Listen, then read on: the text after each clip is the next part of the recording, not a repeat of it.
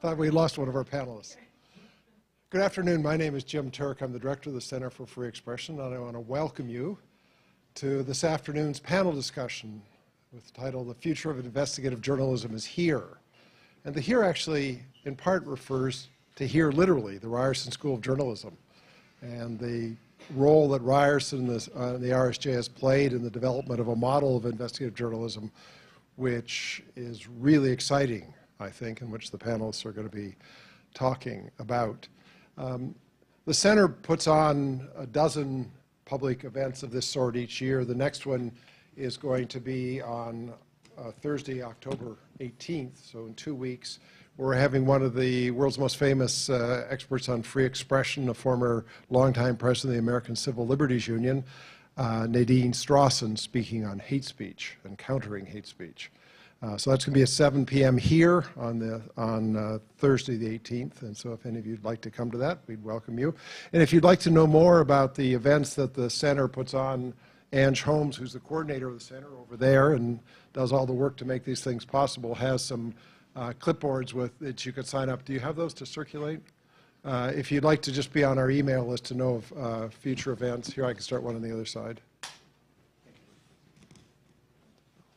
If you'd like to be on the list, just put your name and email address on it. So for today's session, I'd like to thank the Ryerson Journalism Research Center and its director, Joy Smith, for co-sponsoring this. We're grateful for your co-sponsorship of this. And so that we actually get to the topic, I'm going to say nothing more than to introduce our panelists today.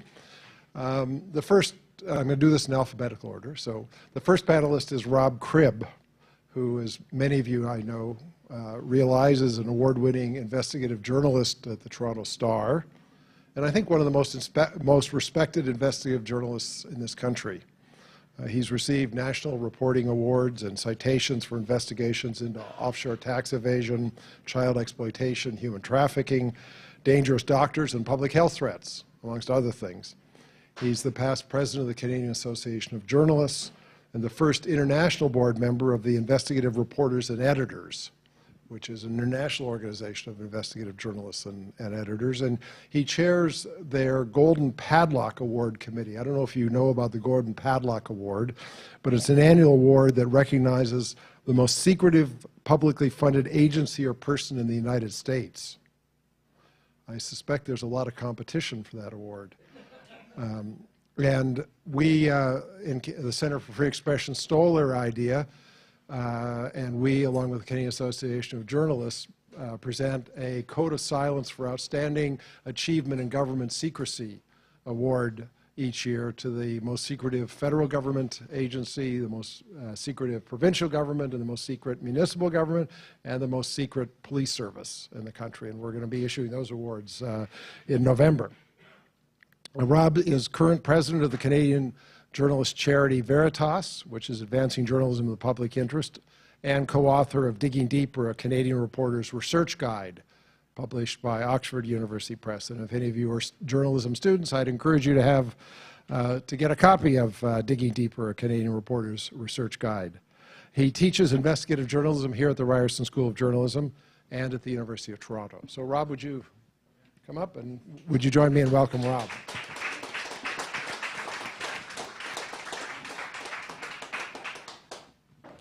Our second panelist is an equally impressive person, Patti Sonntag, who is the director of the Institute for Investigative Journalism, which is based at at Concordia University in Montreal. She's a former managing editor in the New York Times News Services Division. Patti has worked for the Times for 15 years since getting out of graduate school, where she did her graduate studies at Columbia. As director of the new Institute for Investigative Journalism, Patti facilitates and provides advice and collaborations among Canadian universities or between Canadian universities and media companies, and currently serving as the series producer of the award-winning national investigation, The Price of Oil, and other Institute for Investigative Journalism projects, which I'm sure we'll tell you about. She's a recipient of the Michener Fellowship in Journalism Education, and she teaches investigative reporting skills at the Banff Center for the Arts and Creativity. So would you join me in welcoming Patti?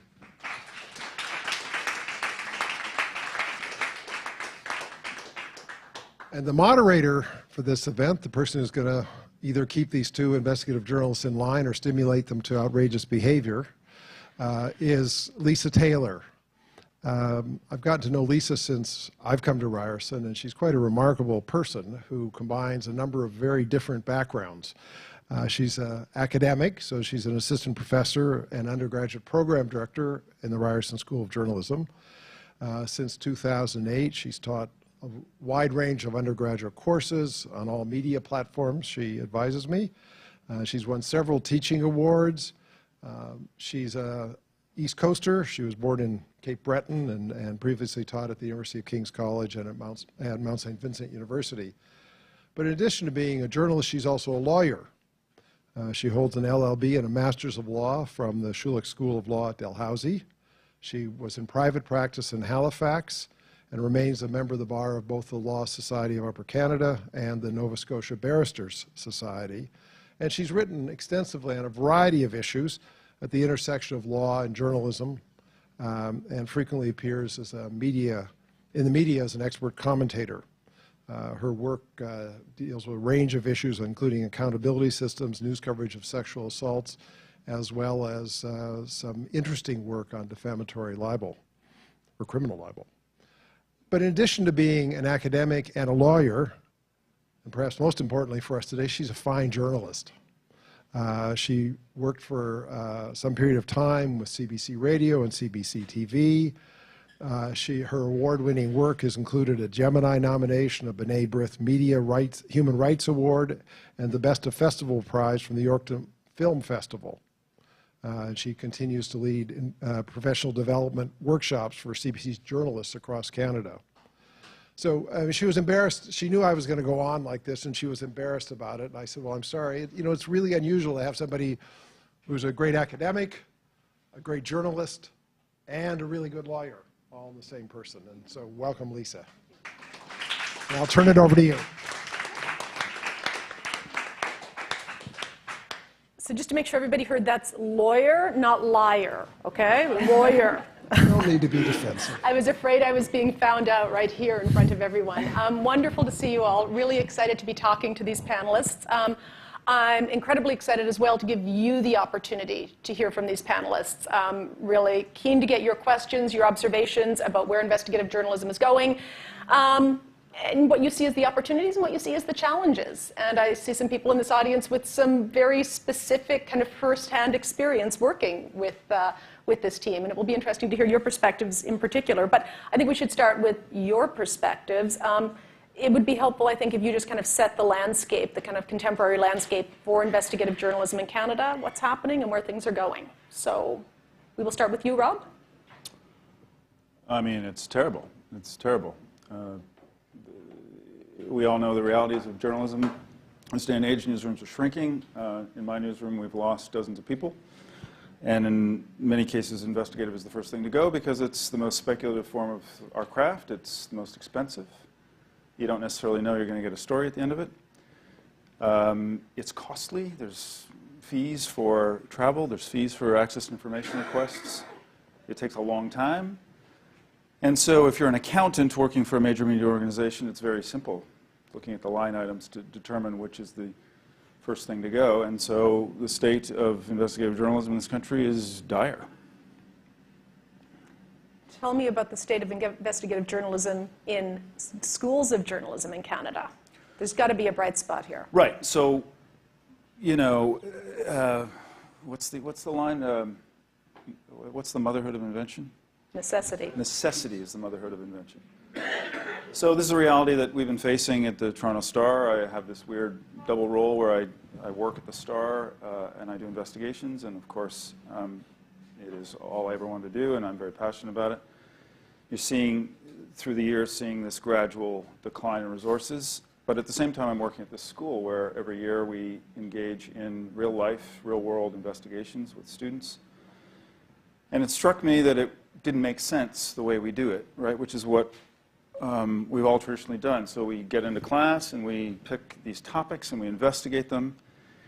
And at the end of the term, we have this remarkable body of work on matters of vital public importance, and I grade them, and then we throw them away. Makes no sense. It's real work. It's no different. I treat the classroom no different than the newsroom. It's built on a teaching hospital model where we enter into a story no different than we would at the Toronto Star. The standards are the same. The process is the same. And yet at the end of it, instead of publishing it, we just threw it away. And it just struck me that that's stupid. Why would we do that? Why would we not build the bridge from the classroom into the newsroom and publish this great work? Now, the reality is that the work that is handed in April is not ready to go.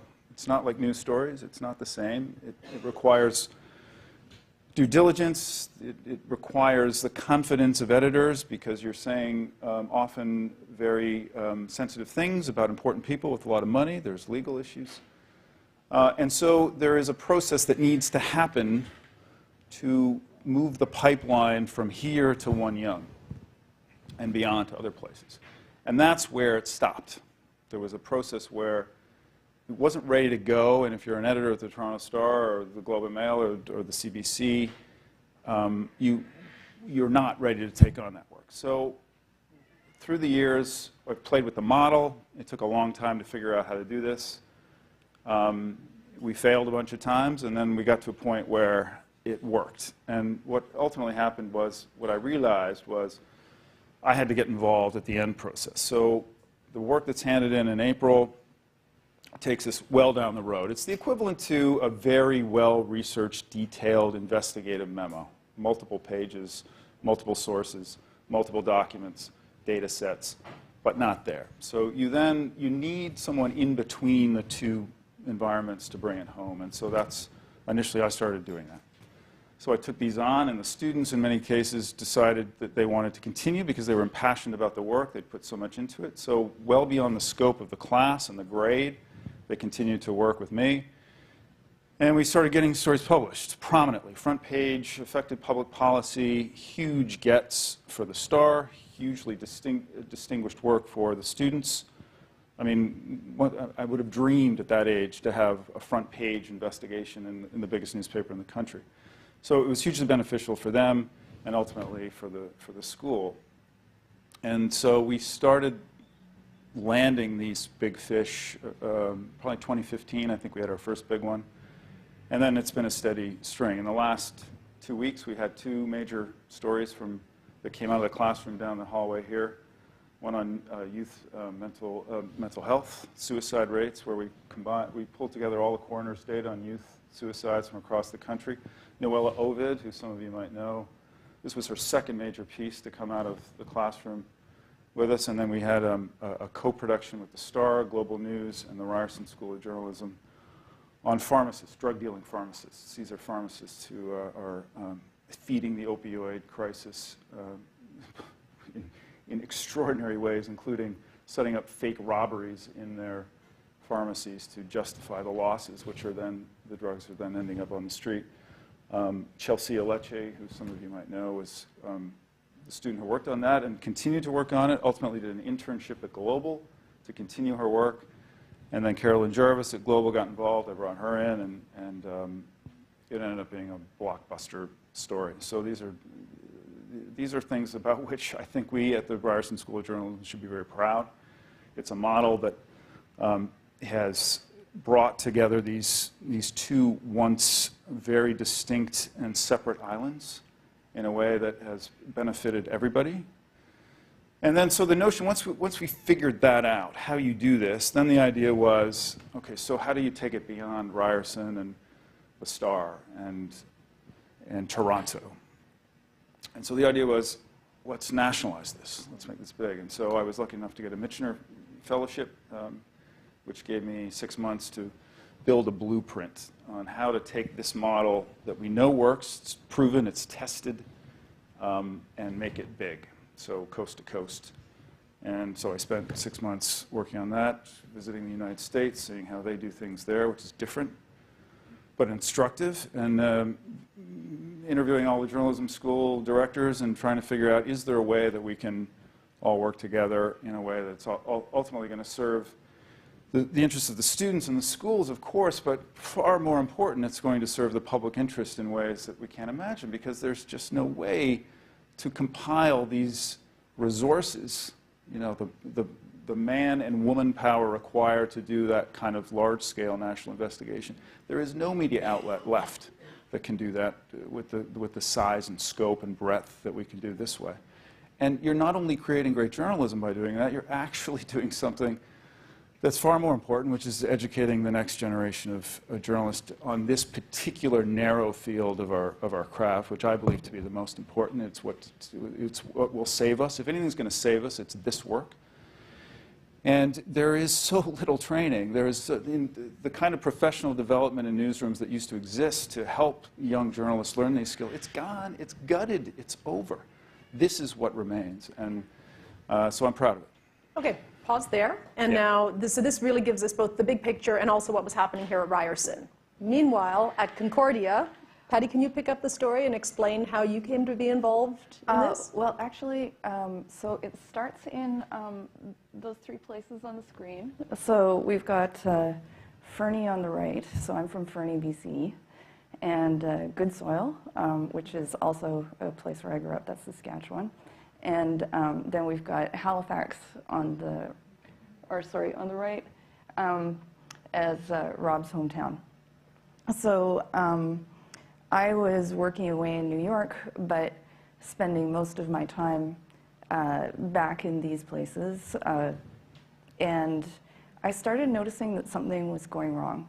I was really getting worried. And we'll talk about that in a bit, but above all things, I started noticing that people were less, in my family and my friends, were less willing to speak their minds than they had used to be. And I found that incredibly strange. So I had gone through, before I met Rob, a kind of a trial by fire where I kept my job at the Times full-time, and I was commuting back and forth between New York and Montreal and teaching investigative journalism and carrying out an investigation with some students there. In my job as managing editor, it was always, I was managing editor at the Times. It was my job to always foster talent. And so working with students had naturally just been exactly the next step. So I also submitted a Michener application, and at the Michener Award ceremony, I heard about this guy, Rob Cribb. And Rob and I were talking in the middle of, we were in the governor's mansion, and there's this beautiful forest. They have gardens, tropical gardens with bananas growing. And it turned out that my proposal had been incredibly similar to his. I had been very focused on data, and so the two of our visions meshed incredibly well. And from that moment, I'd say a partnership was born, and all of a sudden things started coming together. So I'm just going to whip us through this really quickly. So the partnership between Rob and myself turned into the Price of Oil project. So that project, which is ongoing, involved Ryerson University, UBC, University of Regina, and Concordia. So students from all those schools, there were 34 in total, their faculty, and 3 media organizations, the Toronto Star, Global News, and National Observer, all reporting on some stories that I had heard about in Saskatchewan. Carolyn Jarvis had been working on for a long time in Sarnia, and other ideas that we came up with. There is no reason for that list of organizations. It was simply, we called a bunch of people in September, and those were the ones that could sign up immediately. That was it. And that became this award-winning series, to our great surprise and delight. And our students had, we produced more than 70 publications and broadcasts. I think there was 8 awards and nominations so far. But the point was that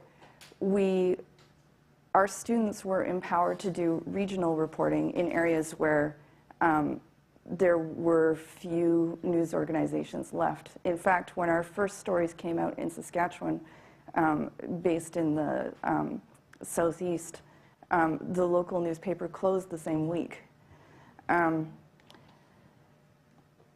So there we are, all of us represented at the Hillman Award nomination, or the Hillman ceremony, students from Ryerson, or University of Regina, and all the news organizations. And so, you know, we're all smiling there. I have to say, it was a desperate fight to make it all work. A very joyous one, and we were happy, but coming up with the funds was a moment-to-moment battle. We were not sure from day to day how long we were going to survive, or if it would work out. And it involved sacrifice, I'd think, by every person in the project, all 50 plus of us, financial donations from some of us. There were personal financial donations. Foundations got involved. It was fun. But it showed us what we could accomplish together. And so the price of oil was a fairly large collaboration. And Rob here has been involved in some incredibly large collaborations. We're not the only people to do this. This is happening worldwide. It's a huge phenomenon. And the large ones are getting all kinds of acclaim. Everybody is aware of the Panama Papers and the Paradise Papers and the impact those have had on governments and individuals around the world. Rob was one of the lead reporters, the lead reporter here in Canada on these projects.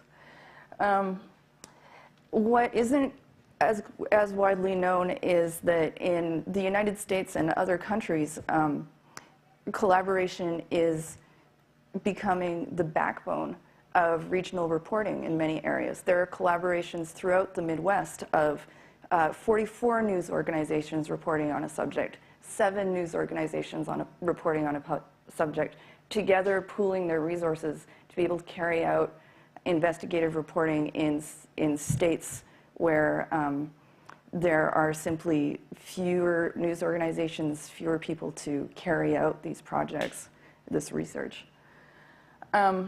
So the question that we have been asking is, why isn't this catching on in Canada in the same way? And the answer seems to be, our best guess is the low population density. It's such a difference.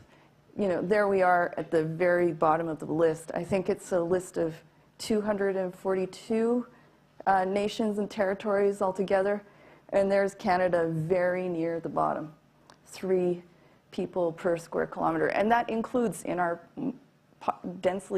what we consider fairly densely populated areas. We're simply not able to provide the subscriber base that maintains many news organizations. So, in contrast to the United States, we are seeing such, like, decimation isn't the right word.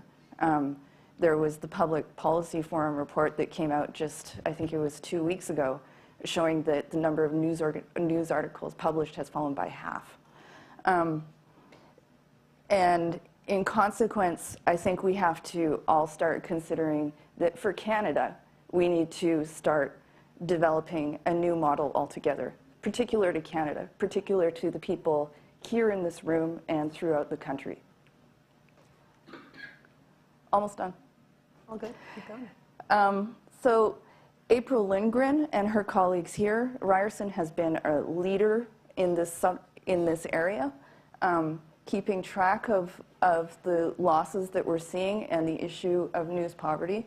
And this is just a simple screenshot gathered from her research showing some of the losses.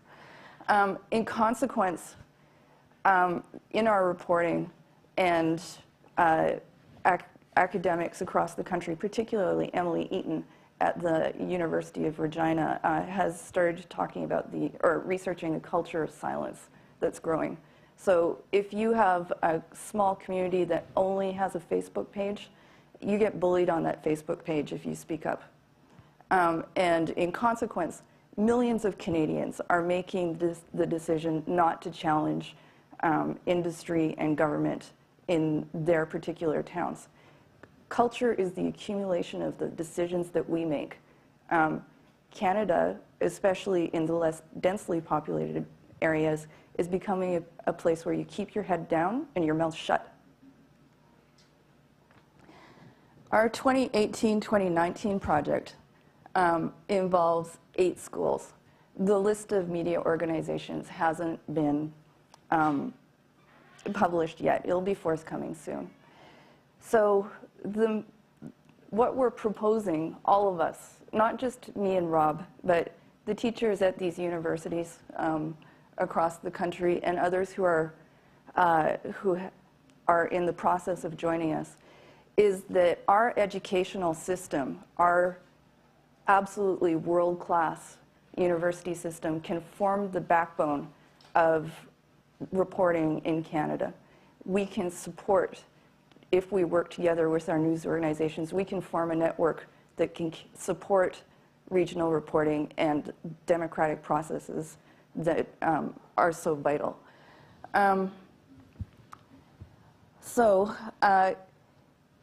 It's a really interesting model because the students who carry out this work, their reporting is of immediate purpose to their communities and to their provinces. Here we've got University of Regina students interviewing a farmer in the middle of winter. It involves change for all of us. Journalism schools have not always cooperated. We've had to develop some unique processes. It involves an awful lot of cooperation and teaching collaboration. So we need to learn these processes.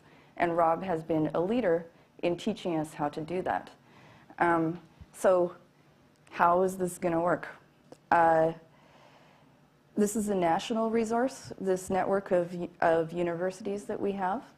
And so we're forming an editorial board, a national editorial board, and media organizations and everybody else, members of the public, faculty members, will be invited to pitch their ideas each January for the next investigation. The National Editorial Board will decide together what is most pressing, what is in the public interest. So an open, transparent process that is neutral and that serves all of us. So that's how far we've gotten. That's fabulous, yeah. I think that the proof is in the results. The proof is in the results with Panama Papers. It's in the results with the price of oil. But I think you both probably know, and you in particular, Rob, probably know at One Young, journalists whom you respect who say, no, no, this is heresy. Investigative journalists keep their head down. And if you're sitting at the Toronto Star, you're not talking to Carolyn Jarvis at Global. You're not talking to the CBC. What's your pushback when you encounter that attitude? Yeah, I mean, everything you're hearing from us is by no means consensus in the industry. This is still heretical. There's no doubt about it, even amongst my colleagues. And I get it. Like, I was on the other side, firmly entrenched on the other side of this. So what was the turning point then? What was the turning point? It was working with the students. I mean, I don't know that I ever would have gone down this road to work with the CBC or my job was to kill the CBC and Global every day. My job, my mission was to destroy everybody else. But it was working through the students, so I came to it through this back door. So and once I figured out, wait a second, we're doing better journalism because we're bringing more people into the tent, which allows us to do more interviews and get more documents and more data. And then I figured out, okay, so this works, and this is a win for everybody. So then, if we believe in this Ryerson Toronto Star, well, then why would we stop there? So let's bring Carolyn Jarvis in from Global because she's going to bring another 2 million eyeballs to our story. And ultimately, what you figure out is it's not about you. It's not about you. Ultimately, we do this work because it's about the story, and we actually believe that there's an important issue here for which we wish to gain public awareness and attention and perhaps affect change. And so why would we consciously limit the number of people who are going to read our work and see our work? Why would we not open it up to as many people as possible to see that work, multiply the impact, get more outrage from the public, force more politicians to listen? Why would we not try and seize the agenda on every important story that we do rather than make it about my byline? That's the turning point. When you realize it's not about your byline, it's about the story. And what serves the story? What serves the story is more work by more people that gets in front of more eyeballs. That's what serves the story. And so I got past it and started calling Carolyn Jarvis and calling Dave Seglins at CBC and calling colleagues in the United States. And once you get past it, and it's a tough thing because journalists, we have big egos, and we live by, bylines are important to us. They're important to nobody else on the planet, but they're important to us. And because it's all we have, particularly in print, because we're not famous, we don't have faces, we don't have anything like that, but we have our byline. But once you get past that, you realize that it's so much more distinguished. The work that you're doing is so much better and more distinguished when you forget about your stupid byline and do the work that is ultimately going to serve the story. And presumably that's why we're all in it. You know, one of the things you learn doing you learn a lot of life lessons in journalism. The one I've learned through doing collaborations is that we're all the star of our own story. We really are. We really are the star of our own story, and we all have huge egos. And when you work with other people, you start to realize that, and you start seeing, I'm a victim of that as much as anybody else, but when you do this work and you start to see how we are about that, you get past, and I start to see it now and I pull myself back. It really is about the collective. This is not for everybody. You really have to be a team player. You have to have humility, and you have to be able to work with other people and put yourself second. We're all about ourselves, and I got that document, and so I am the linchpin to this entire project. You got to put it all away. And you got to change the pronoun from I to we. You got to do all that, and it's not for everybody. It's been hard for me.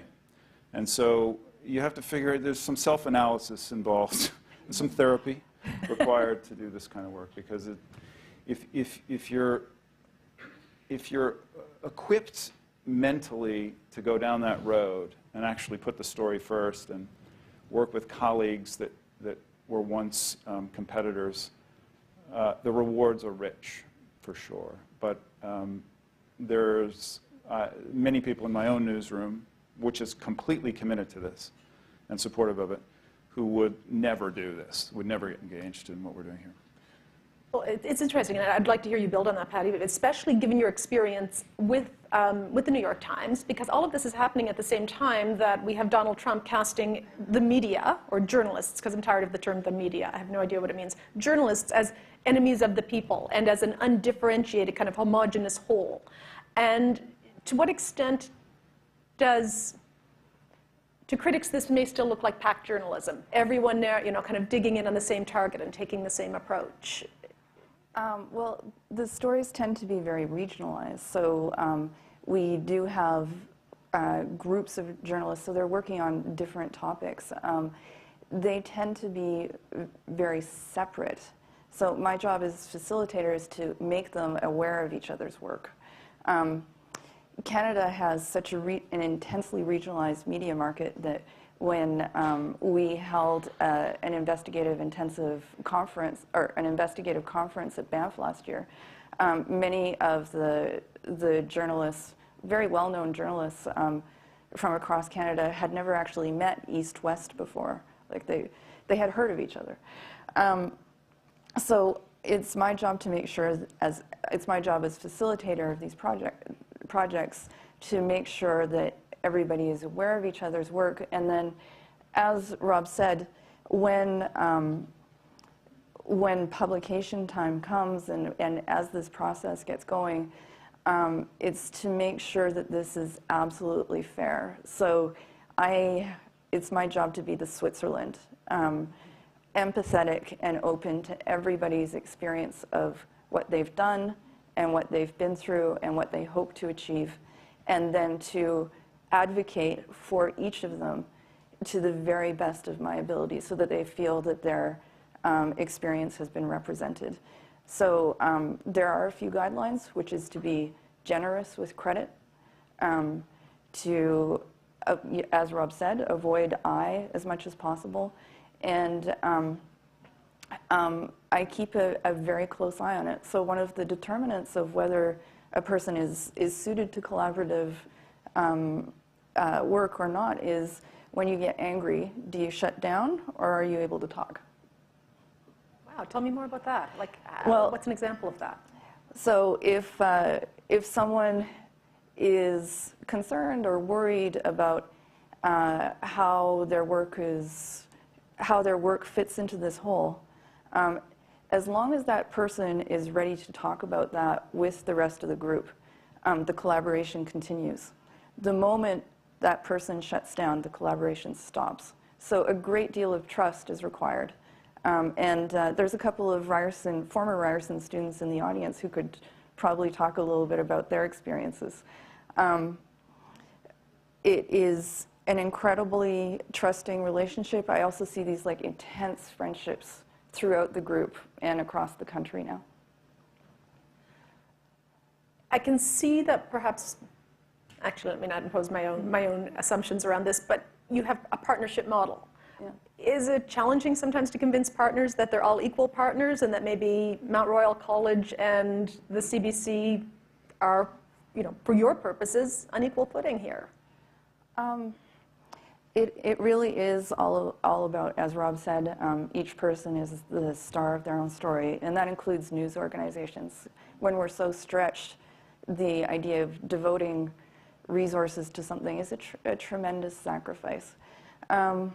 So all I can say is we agree ahead of time on how we think things are going to unfold, and then we try to adjust as time goes on. And so I'm constantly checking in with people, negotiating with them, helping them to come to alternate arrangements as the situation unfolds. Rob, Patti, maybe Switzerland, you're not. How does it feel when there are presumably at least small turf skirmishes along the way in a collaborative project like this? Not small. Not Okay. small. No, we fight. And I think that's fine. I think it's, listen, I think that's always been the case in journalism. We've in the Toronto Star, we come to fisticuffs sometimes, like, I think that's okay. So we hammer it out. We have arguments all the time. I think it's healthy. We had an argument, Patti and I argued yesterday on a procedural matter, and now today we're arguing about credit issues. It's just, that's life. You can't do good work if you're not arguing. Listen, if we're an accountant's office and everyone sat quietly and filed the paperwork, we wouldn't be doing good journalism. So I don't have a problem with those discussions. Ultimately, they're always helpful. Even the worst ones teach you things, and you understand better, and it equips you for the next time, and there's lessons learned every time. So it can be adversarial. You're working with a whole bunch of people. I mean, anytime you put 10 people together on a project, it's tough. Put 50 people together, think about that. There's going to be hurt feelings and arguments about missed credits and things like that. How do you handle that? I mean, it's the downside. There's always downsides. Ultimately, I think what Patti and I are saying is the net is better. It's a net win. Are there downsides? Yeah. There's personal human relations management time that I've never had to deal with before as my lone wolf investigative journalist character previously. I'm managing a whole bunch of feelings, and I'm not good at that. So for me, that's a challenge, but it's also made me smarter and more sensitive, and I learn from every one of them. The Center for Cooperative Media did a study of all the collaborations between media companies that they were able to get their hands on. And I think we are incredibly fortunate in that we do have we, meaning all of the journalism schools, do have a dedicated team to facilitate the collaborations. The Center for Cooperative Media found that the collaborations, large collaborations, inevitably fall apart without this role. With it, they often survive. James Hamilton at Stanford suggested in his investigation into these kinds of collaborative projects that for every dollar spent, that there's a societal benefit of sometimes $100 or more. Now, the metrics are, challenging there, but do you see these projects so grounded in public interest that they can be that significant a driver of public good? Absolutely. When you have a project that provides to a community a new narrative, so things have always been one way, and everybody's operating according to that script. And the combined force of all these researchers is able to provide new information about health effects, environmental effects, legislation, public policy, how taxpayer dollars are spent. Any of these changes can change how a community sees itself and collective decisions about how to act and make better decisions, which is an incredible good. What is that statistic? Hamilton, who's at Stanford, the book was Detectives of Democracy or Democracy's Detectives. He says for every dollar spent on a collaborative public interest journalism project, the societal benefit is equivalent to $100. So that's the return on, that's kind of the public return on investment on collaborative public interest journalism. So that should be at everybody's fingertips when dealing with editors, I think. And that's a compelling, because, one of the big arguments against all this is it's very time-consuming and expensive and all that stuff. So at the end of the day, I believe that to be true. I don't know what the number is, but that strikes me as a reasonable assessment. And when you see it, here's the thing that editors and accountants don't see is when you're looking in the eyes of people who have been deeply affected by some injustice or indignity, and they see that their story has had impact and it's reached people and it's influenced thinking and it's educated the public and perhaps even reached into the inner halls of power, that's transformative, right? So how do you put a price tag on that? He's obviously given it a shot, and that seems very helpful to me, but we just can't forget that. There's so much of the discussion in the death of the media right now is dollars and cents, and I think what we don't talk about is the human value of the work that we do, and we underplay it ourselves. We don't talk about it enough. These stories have a tremendous impact, and that can't be lost. I know journalists get this. This is the choir I'm talking to here. I get that, but everyone out there doesn't get that, and I think that's where the narrative has to go for us. And when I was listening to Patti talk about people in one industry towns and how much courage it takes to speak up and dare to be a critic. And I think as media has fragmented more and more over the years, you're asking someone to, take a stand, be really unpopular with their neighbors, so that maybe, 30,000 people read about? That's not changing everything. You're giving it the kind of the heft and the attention that can, as Rob said, get into the inner halls of power. Yes, and that's also a job of our research institutions, to support our communities as best we can. That's what we're here for. So this has also required collaboration among journalism schools to a degree that is, I believe, heresy. I'm fairly new to academia here, but we're pooling the syllabuses. Well, we thank you for upending us. Thanks. Syllabi. We're pooling the lesson plans and assignments. So all the intellectual property ideas about syllabi are for one teacher. They're all in a folder now. It has required really big thinking by journalism schools across the country, and they should be supported for their huge courage in doing so. And I think it's because, as you say, they see this, the positive effects for their communities. Just curious, how many of you are students in the room? How many of you, just a few more shows of hands, how many of you work for the I? Yeah, representing. Who works for the Sonian? I think it would be challenging, would it? Would it be challenging to think about the fact that we've got something big, so we're going to collaborate, the I and the Sonian? Who would feel totally comfortable with that move? Any takers? Yeah, we've got a few. Okay, there is promise here. There's promise here. I'll get to you guys right after this, but I'm also just curious. Rob, when you were active with the Panama Papers, 400 journalists, 90-odd news organizations, is that it? I think a bunch. Okay. A lot, yeah. Leaving aside the ego question, there's also just the trust question. Yeah. I mean, when you start to share information with a group of working journalists or a group of students, to what extent do you feel anxious about the fact that one person with a big mouth blows this out of the water? And I can put that to either of you. Well, we agree ahead of time on things like publication dates. So we all of us, all the journalists, all the faculty, all the students, sign a confidentiality agreement. We are all part of a community of journalists, and we're in constant contact. In fact, I'm still in contact with the students working on the Price of Oil project in this room. So there is a community where you get to talk, you get to blow off your big mouth about what you're working on, which really helps.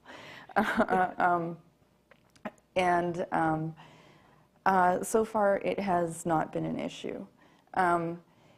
The way that we establish trust between the news organizations is there's a gold standard of procedure that is found in every collaboration. So every news organization agrees on a publication date. They share their text beforehand so that everybody doesn't contradict each other on small things. And then they roll it out according to agreed on schedule so that they don't scoop each other. This also isn't quite as much of an issue in some cases, with Canada's, such regional reporting. Instead, what we're seeing is regional versions of similar stories. When Concordia announced that it would be housing your center, I saw a quote from you in which you said that you thought that maybe Canadian journalists were better situated to collaborate than American journalists, or more, I think, kind of constitutionally open to the idea of collaborating? Well, so it is true that Canadians are nice. We're sorry. Yes, and say sorry a lot. When I first started teaching with the Price of Oil project, I had such an urge to tell, especially the women reporting on the project, to please stop apologizing and just get in there and start.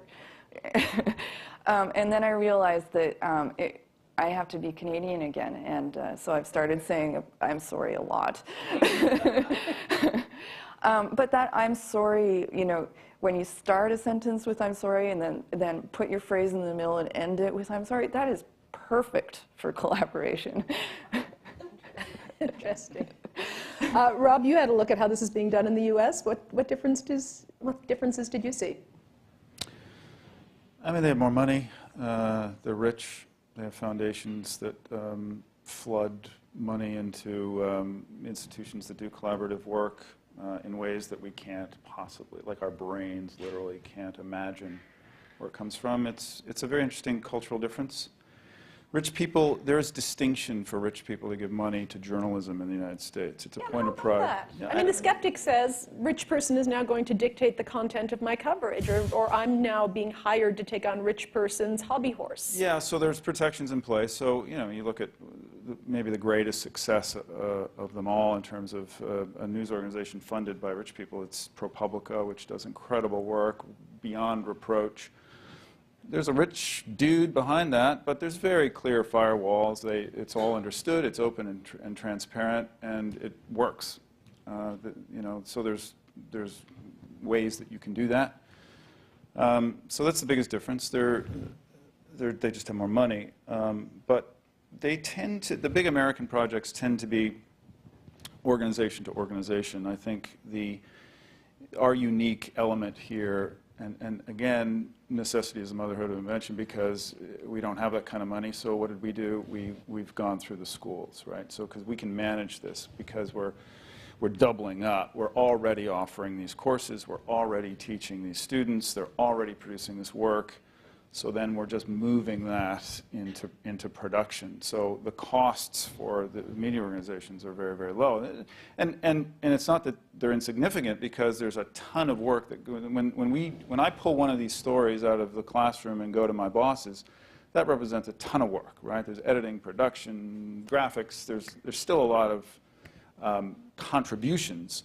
But it's the kind of contributions that they can make. They can fit it in. It's not money. What we don't have is money.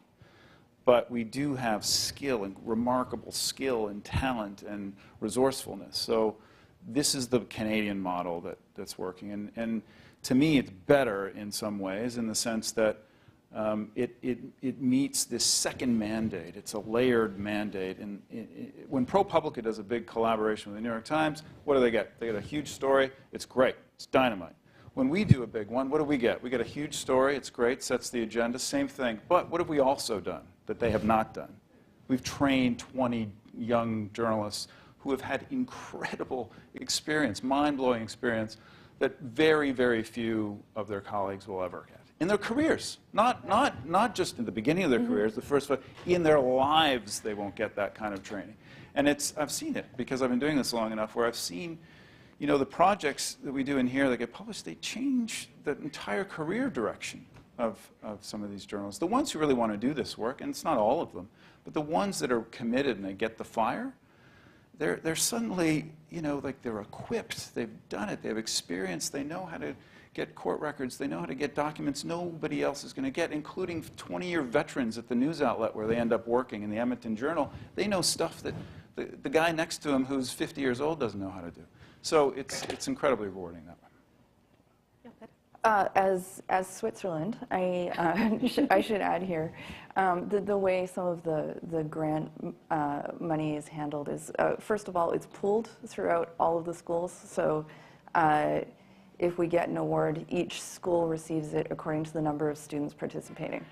So fair across the board. Also, so there are these misperceptions about how grant money works. So we're in the university system. If, for example, we were to receive SHRC funding, then it goes through the grant office, and it is allocated according to like budget items, and there's paperwork administrators who are responsible for those receipts, like they do the whole thing. So this is according to academic procedures on how to spend grant money, and it is the most neutral process. It is a process designed to be neutral. I'd like to open the floor up to people here for questions. I'm happy to hear from anyone, but I can't deny I'm especially happy to hear from, first of all, anyone who's worked on the price of oil. Would love to hear your perspectives. And also, this is clearly a panel that can handle the tough questions. Contrarian voices are especially welcomed right now, okay? Especially welcomed. And Ange, in each case, do you want a mic? You don't want me to just reiterate? Absolutely. Come on along then, okay? Right here, front row. Thank you so much. My name is Ashish. And first of all, obviously you've dropped your ego. You don't have your pipe. As Sherlock Holmes. A couple of things. Very interesting. I'm not a journalist, but I do have a passion for a lot of issues. One of them, taking from your fentanyl story, we're now moving into this whole cannabis business. And as some of us have noticed, that newsrooms now have teams of journalists working on this whole issue.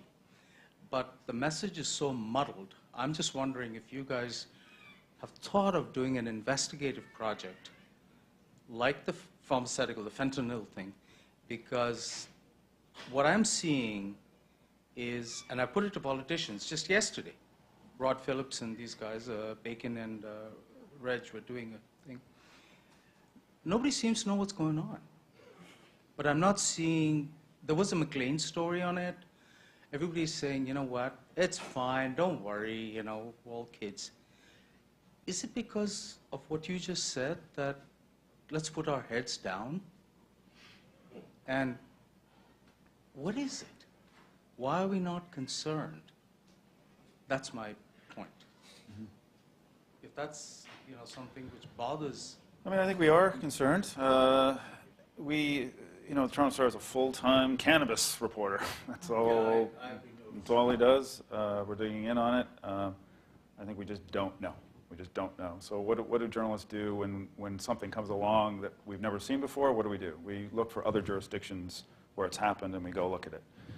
And so we've done that. The problem is it's not apples to apples. It's a different country. It's a different system, different culture. So how much does that tell us about what's about to happen on October 17th? We don't know. The cannabis one's tricky. Clearly, there's going to be deep investigations into it. But it's tough. It's tough to dig into something that hasn't happened yet. That's one of those ones where I'm certain there will be competition to do deep investigations. But if it's theoretical, what we don't like in journalism is to tell theoretical stories. And that's what they all are right now, because we don't know. So we're telling you, well, based on Colorado, except. You know what I mean? You don't end up with, what we want is hard. We don't want to say, here's one maybe, here's the maybe. Ultimately, in investigative journalism, the goal is to replace the comma, according to, it says a new report, replace the comma, get rid of it, and put a period. Here's what's happening here. And we can't do it yet. It's coming. Okay, stay tuned. Thank you. Yes. Sorry, Anja. Yes, I'm sorry. I'm going to remind people to pause. 7-second delay. Okay. Rob, I really liked the fentanyl story and the whole report and how you guys collaborated with Carolyn on it. What I was curious is, from a process standpoint, because I've had to parse stuff like this before. How did you guys? How did you do it? How did you put the information into databases, and what did you use to do it? And did you have because when I've done stuff like that, I've had friends who are kind of guys who write Python scripts for me who've helped me with it. Did you guys have that? And can you walk us through that process? Yeah, Patti? I'm going to push this. You mean the fentanyl story? Or? Yeah. How did you take all the all the information about the pharmacist? How did you take that and then harvest it to get to the meat? Okay. So maybe you can speak to the fentanyl, but then I'd like Patti to talk more generally about kind of structures that are used for this. So yeah. I'll do it in 20 seconds. So that story is a classic example of a story I've wanted to do for 10 years, 15 years. I couldn't do it. Why? Because it is incredibly labor intensive. What we had to do was catalog by eye and hand, every single disciplinary case against a pharmacist in Ontario for the last, what was the time frame we did? 10 years, I think. 2012, 2013. So that takes endless hours of work, and no one or two reporters is going to get cleared by any news organization to do that. So it's work that started here. So this is one of these examples where you bring in more people in the tent. So we started with that. We built it by hand. There's no way to scrape that from the web. There's no way. It needs human intervention. You have to read them. You have to actually categorize what is the nature of the offense. Is it drugs? Is it sex? Is it negligence? So that takes human hand and judgment. So that was the first step. Then we FOI'd Health Canada data to show the larger scope, national scope. We do have a data analyst at the Star, so he helped us with that, but it was fairly straightforward running the script on that. And then we identified, there's more to come on the story, by the way, but we identified the faces. Who are the pharmacists that represented the larger data set who can help us tell the story? We identified them. Then we went to court records. What else did we do? We went to court records, we went to the college and pulled all the back records. By the way, you think it's all online. It's not. You got to go to the college and get in behind to get the full data set, so exhibits, everything they got.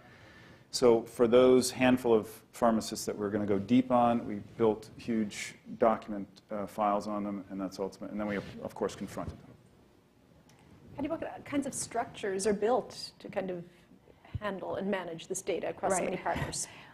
So it requires that everybody agrees at the outset that we're going to follow certain procedures. So we have hours devoted to learning how we're going to work together. Learning to collaborate is honestly, it's about a year-long process, and then you keep on learning as the years go by. So we have written procedures boiled down to like a couple of PowerPoints about how to conduct an interview, how to tell the other reporters, like say you're working in a group of 100. So I'm going to contact this guy, and it's a gold standard that if you're the person to make the contact, you then own that contact until someone else needs to speak with that person as well. So the second reporter has to talk to you before they can approach that person, so that you've got one stream of communication going on behalf of the group. And so you don't pester one person from, like, say, 20 reporters all contacting the same guy. You're chafing at that. I do too. It's the,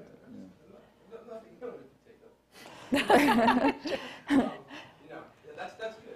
I think it's very important. But just one more follow-up. How long did it take before you got, like, there's the aha moment that I got reading the story, right? Which is where you go, okay, like, there's 17 people, and they've prescribed like 25% of all the fentanyl in Ontario. Like, how long did it take to get to that? I mean, months. Many months. Yeah, many months. Yeah, because that, to get to that, you have to have done all the work, getting all of the pharmacists, all the cases, which then leads you to the drug thing. We didn't start out thinking we're going to do drug dealing pharmacists. That never occurred to me. Never occurred to me. Just didn't, what do pharmacists get nailed for? And I actually didn't think it was that. I thought it was for over-prescribing. I thought that was the #1 thing. They make mistakes that kill people. It ultimately ended up that one of the core themes was this thing that we'd never thought of. So then once you get it, you identify that, and then you get the data, and you realize, wait a second, it's not a lot of people, not a lot of pharmacists. But, oh my God, the numbers. The numbers are startling. It's a tiny fraction that's responsible for this massive, massive problem. And then so once you figure that out, through the records, you figure out how many did they prescribe, and you pull together those 17 people, and you just add it up.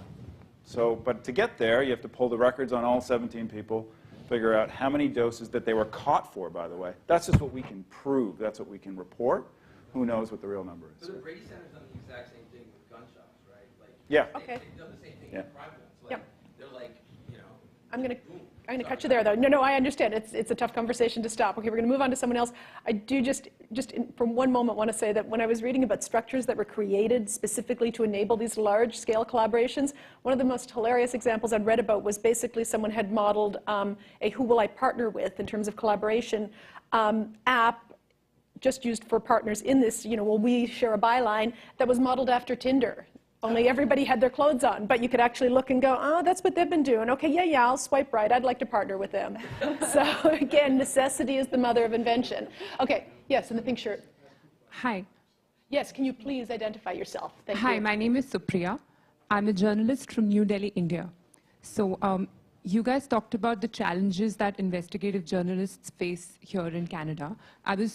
You talked about resources, and you talked about training and collaboration and the challenges that it brings.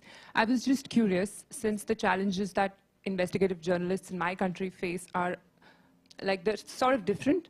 So is safety ever an issue? Like, you're investigating public figures and government agencies and big corporations. So do you ever fear, or have you faced a situation where you're worried that you'll get sued or you lose your job or there might be a threat to your life? There's never been any... Sued, for sure. Yeah, I get sued all the time. Okay. Sued every day. Get sued. Or threats of lawsuits. But, I mean, I've been threatened. Yeah, I've been threatened. But having worked now internationally with journalists around the world, including colleagues of yours in India on Panama Papers, I mean, the things that we complain about in Canada, it's ridiculous. So it's not even worth talking about. Journalists in other places face real, legitimate threats. I've been twice in my career I've faced what I would call a legitimate threat, but nothing happened, So, no, I think any time I hear Canadian journalists whining about being worried about publishing things. To me, it's nonsense. Okay, but you're still dealing with a relatively green population of student journalists. Does that add Right. additional concerns for you, Patti?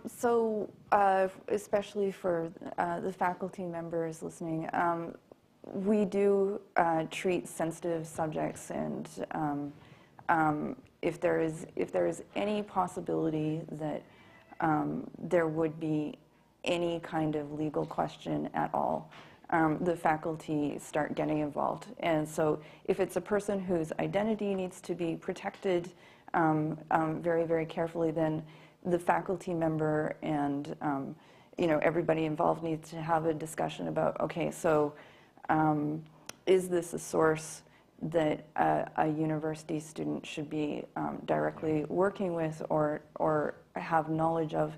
And in some cases, we would not expose the students to any kind of situation like that. We want you to be free to go on with your careers and not tangled up in a legal case.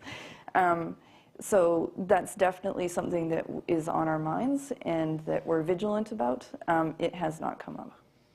And the students are covered, by the way, if we're sued. Of course, if students involved with the Toronto Star story are named in a lawsuit, they're fully covered with our lawyers and everything. So they have no concerns about losing their tuition money or anything. Or beer money? Or beer money. Okay. Hi, April Lindgren from the School of Journalism.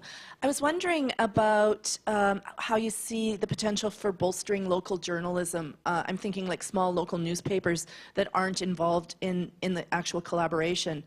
If there's sort of, you have some ideas for the way forward about, being able to help those small papers or even maybe make the data available to those small papers after you've had your big splash. So, No. that is built into the syllabus. So we will be developing how to do it, packages, at a certain point in the semester, so that stories can be shared or local reporters can do their versions of the stories. It's definitely a model that has come to everybody's attention, and this is one of our reasons for being, is to support our communities, and especially in areas of news poverty. So yes, it is definitely there. Before we get to the next question, I would just like to once again make a call out specifically to those of you who've been involved in price of oil. We've heard one side of this. It would be really nice to hear the student side of it. Any observations, good, bad, indifferent, things we haven't been talking about, just give us the nod. Next. Yes. Money's always an issue, as you've alluded Oh, to. can you identify yourself? Oh, my name's Howard Goodman. Money's always an issue. I'm wondering what the accounting finance guys think of sharing stories and whether they think it increases, in your case, readership and advertising, or that it dilutes it. That's a great question. Here's what I can tell you. I've had no challenge from my bosses on this, but my bosses are journalists. I have not spoken to the accountants and don't wish to, and my hope is that they haven't noticed and they continue not to notice. I don't know, actually. It's an intriguing question. What would you say if you're an accountant at the Toronto Star and you see the work and toil of your employees being shared with other news organizations? On the face of it, you might say, that doesn't make sense economically. Why would we be contributing to the already bloated budget of the CBC? Advertising. It draws people to your story. Right. So that would be the counter-argument, that it is giving brand to the Toronto Star. I'll give you an example. So we just, a week ago, we did a big story with the CBC on Ticketmaster, which is this monolithic behemoth that sells tickets, and we went undercover in a Vegas thing. And anyway, the story blew up. It got picked up by the U.S. media. It was on Good Morning America and NBC and CBS and Billboard and Variety. And, right there, Toronto Star, CBC, and all of these reports. I would think that the bean counters of the Toronto Star would say that that's tremendous brand for our organization. And I don't know how that reveals itself financially, but it's certainly, is goodwill branding, and it was directly the result of a collaboration. It was a true collaboration, and the fact is, two big organizations like that, you know, the CBC, I think, is the biggest broadcaster, or you know, the public broadcaster, the biggest newspaper. You come together, you can seize agenda in a way that you don't necessarily get if you do it individually. And so, on that front, does that translate into money? I don't know, but it certainly translates into the branding of the organization, which I think newspapers care about a great deal. Nobody's tracking subscription spikes or anything after a big story like that. There's no such thing as subscription spikes. That answers the question. But they track the hits, right? They track the online, and it was huge. It was huge, for sure. Yeah. Hi, my name is Kevin. I'm a student here at the School of Journalism. I'm really glad to hear that universities are getting involved directly the way that you're describing in news production. But my understanding is that during the tenure of the McGuinty and Wynne liberals, public institutions became de facto private because the majority of the tuition is paid for by the students. I might be mistaken on that, but I believe that's the case. And tuition costs are rising across the board regardless. Are you concerned whatsoever that this is an access equity problem for young journalists who will no longer be able to enter a profession because of cost? Absolutely. Our profession needs to be representative of everybody from every community and every background. So myself, coming from a very small town, I was flabbergasted to find myself in New York. It was the opposite of what I expected to do. I thought I was going to stay in Fernie. But the fact is that our news organizations need to represent every community, all people, including, you know, girls from Fernie. Yes, any barriers to entry to school, any barriers to entry to access to internships, newsroom, concern us greatly. They are vital to to the health of our news organizations. It's a great question. That really is a good question. The answer, which is, you know, of course, that's a huge issue. I guess how should we push back? Yeah. Well, I mean, ultimately, the answer to that is a political issue, and it's up to, of course, people like you to make that perspective very well known to politicians and ensure that university education continues to be accessible. But there's no more. That issue is important here in ways that are so deeply and profound, particularly in journalism, of course. Of course. Any other questions? Yes, all the way over here, Ange. Hang with us.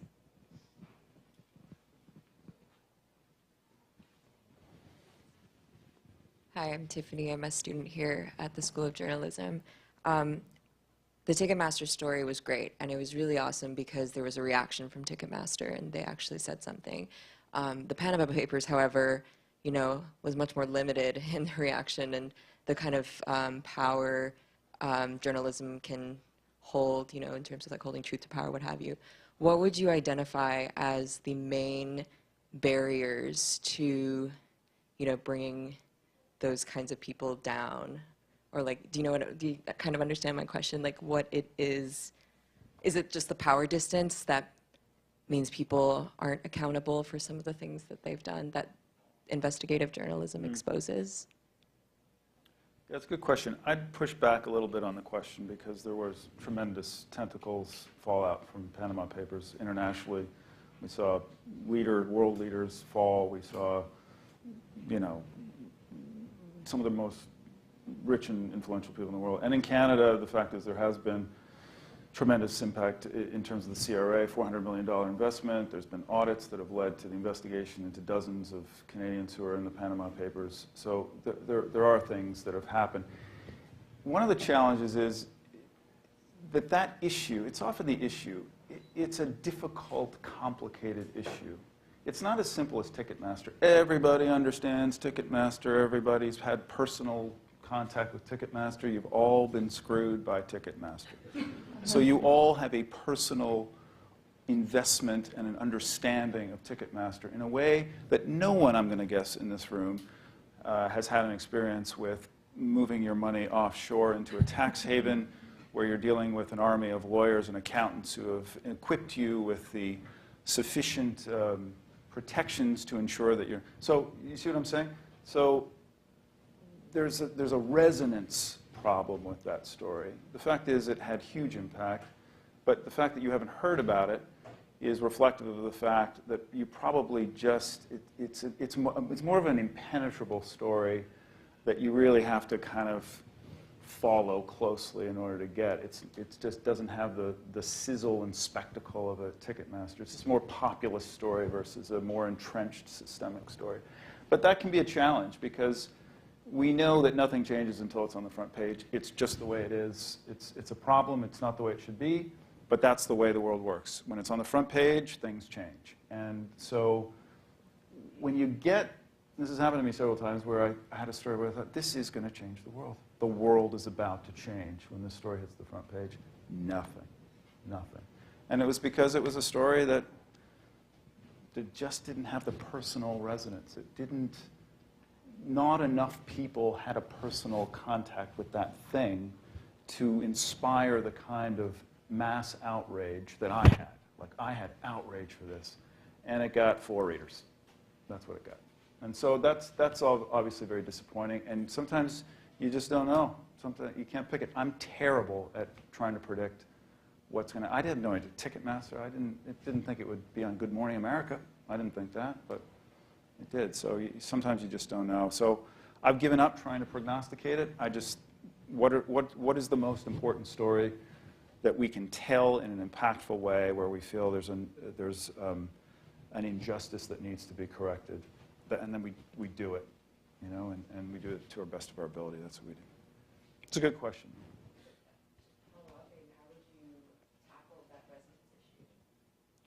Well, the easiest way is to pander and just do stories that are always, you know, populist stories.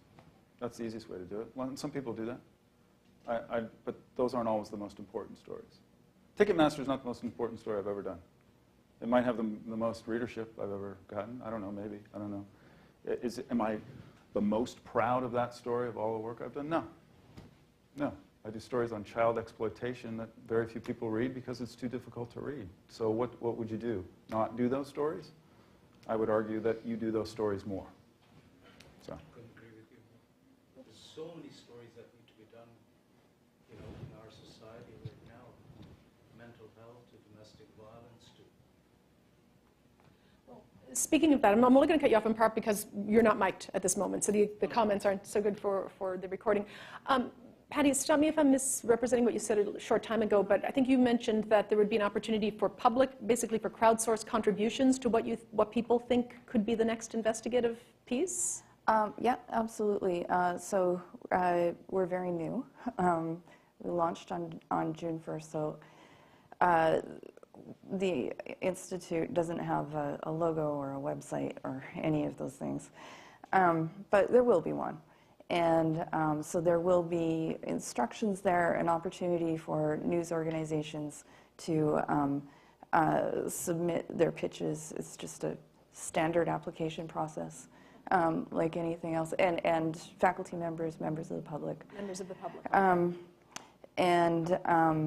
They will be taken under consideration. You know, I think we have to keep in mind that this has simply never been done before.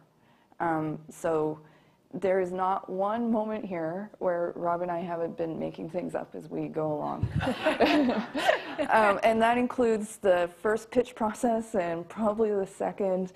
And I hope that someday this is just the way things work.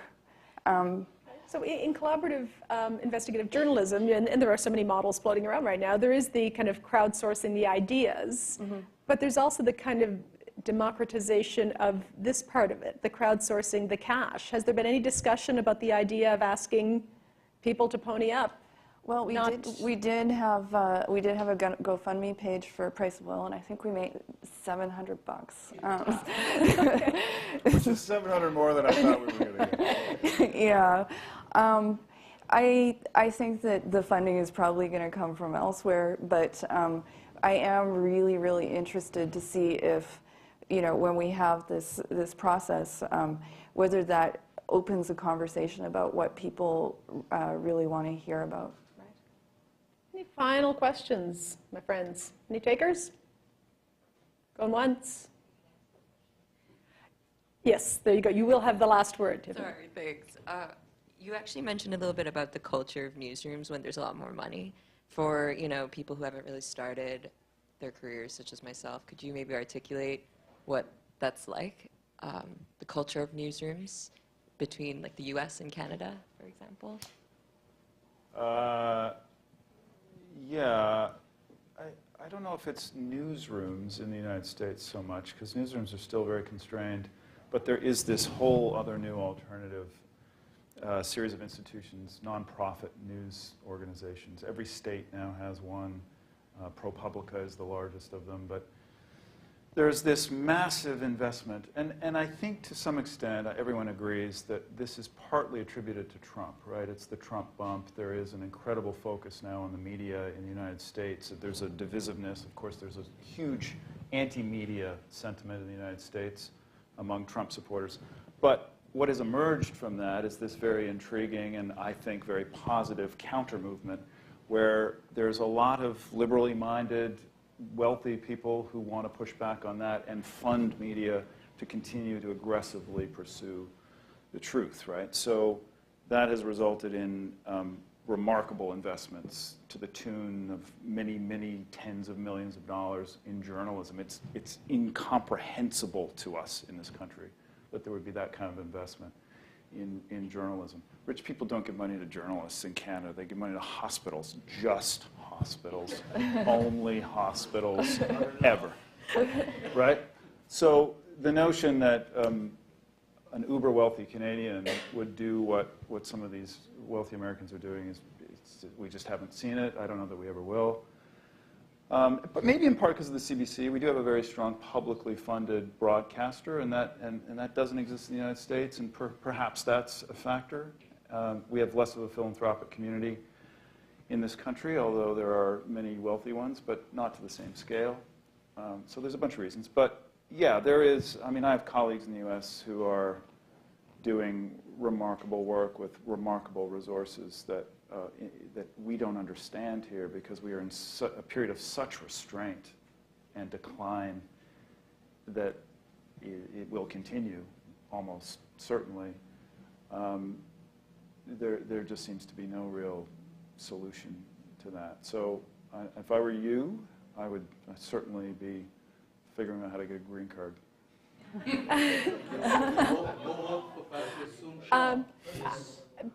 Yeah, no, just because Patti, until very recently, was existing in essentially Trump's neighborhood, I would just love to hear your observations coming from the New York Times about this Canadian-American distinction. Well, so much of my career has been devoted to helping people understand what their talents are and then, expressing those talents and becoming the best version of themselves in their careers that they can be. I think there was until recently a great many unpaid internships in New York especially, and I personally thought that was a poisonous model because it necessarily eliminated any student who needed to support themselves. So I believe that I have only been back in Canada for a short time, so I'm depending on you guys to correct me here, but I believe that all internships are paid in Canada, are they not? Okay, well, if they're not, then they should be. That is vital. And the one thing I can tell you as someone coming into a newsroom, the wonderful thing about taking part in these collaborative projects is that you do get to work on an ongoing basis with professionals. So it does establish your relationships with journalists and editors and your credentials while you're doing your coursework. And I think that's vital. And as someone who who struggled to understand how it was that I was going to be in the world. I've been so delighted to see our former students capitalizing on that and really moving on to positions that I'm incredibly proud of. Well, we look forward to seeing what your students are going to do with the next project that you two lead. I want to say thanks to all of you for being here. This was fantastic. I want to say thanks to the Ryerson Center for Free Expression, specifically Jim Turk and Ange Holmes. Thank you also to the Ryerson Journalism Research Center under the directorship of Joyce Smith. And of course, thanks to Patti Sonntag, the director of the Institute for Investigative Journalism, and Rob Cribb from the Toronto Star. Thanks for your time.